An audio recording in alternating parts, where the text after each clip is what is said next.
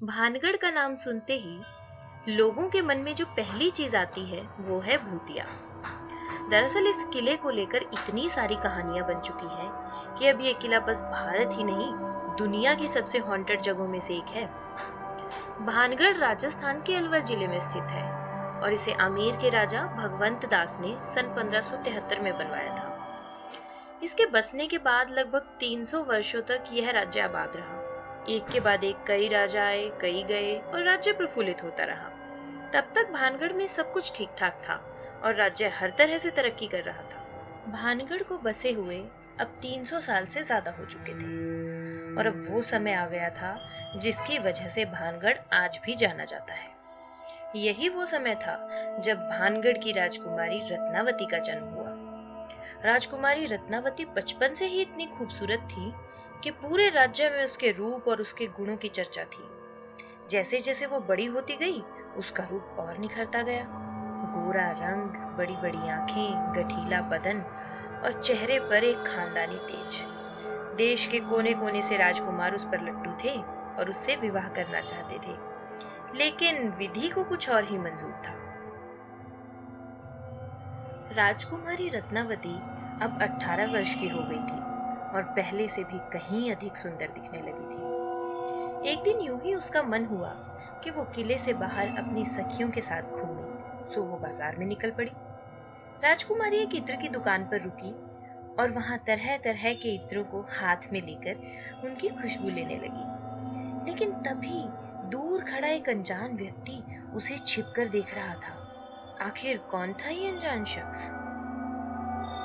दरअसल ये व्यक्ति था सिंधु सेवड़ा, एक पहुंचा हुआ तांत्रिक, और वो काले जादू का हुनर बहुत अच्छे से जानता था। ये तांत्रिक रत्नावती को देखते ही उस पर मोहित हो गया और किसी भी सूरत में राजकुमारी को अपना बना लेना चाहता था। इसके लिए उसने क्या क्या नहीं सोचा और फिर उसने एक चाल चली। तांत्रिक ने अपने काले जादू से रत्नावती के हाथ में पकड़ी हुई इत्र की बोतल पर वशीकरण का जादू कर दिया, ताकि जैसे ही रत्नावती उस इत्र को सूंघे वो खुद ब खुद तांत्रिक पर मोहित हो जाए और उसकी तरफ दौड़ी चली आए और उसका आलिंगन कर ले। तांत्रिक ने जैसा सोचा ठीक वैसा ही किया। उसने रत्नावती के इत्र की बोतल पर जादू कर दिया और उसका जादू चल भी चुका था। वो बस कामयाब होने ही वाला था कि तभी राज्य के एक वफादार शख्स ने राजकुमारी को तांत्रिक की इस चाल के बारे में बता दिया। राजकुमारी रत्नावती गुस्से से लाल पीली हो गई। उसने तांत्रिक को सबक सिखाने की ठान ली। गुस्से गुस्से में राजकुमारी ने उस इत्र की बोतल को बड़े से विशालकाय पत्थर पर दे मारा। बोतल टूट गई और सारा इत्र पत्थर पर फैल गया। फिर उसके बाद जो हुआ वो तो पहले कभी किसी ने भी नहीं देखा था। तांत्रिक का जादू तो काम कर चुका था, लेकिन रत्नावती पर नहीं बल्कि उस बड़े से पत्थर पर। धीरे धीरे वो पत्थर तांत्रिक की ओर दौड़ने लगा। तांत्रिक खुद को बचाने के लिए खूब भागा, लेकिन तब तक तो बहुत देर हो चुकी थी और देखते ही देखते उस पत्थर ने तांत्रिक को कुचल डाला।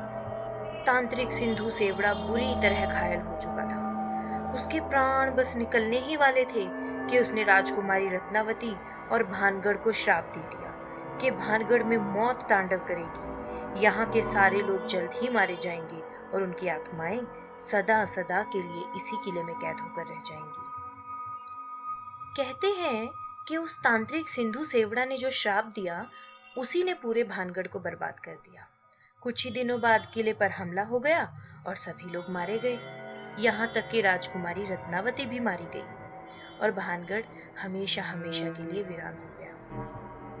तब से लेकर अब तक भानगढ़ में ना तो जीवन पनपा और ना ही शायद कभी पनप पाएगा, क्योंकि माना जाता है कि राजकुमारी रत्नावती और बाकी सभी मरे हुए लोगों की आत्माएं आज भी यहीं भटकती हैं। आसपास रहने वाले लोगों का कहना है कि उन्होंने कई बार किले से डरावनी आवाजें आती हुई सुनी हैं और कई बार तो किसी के पास होने का एहसास भी किया है।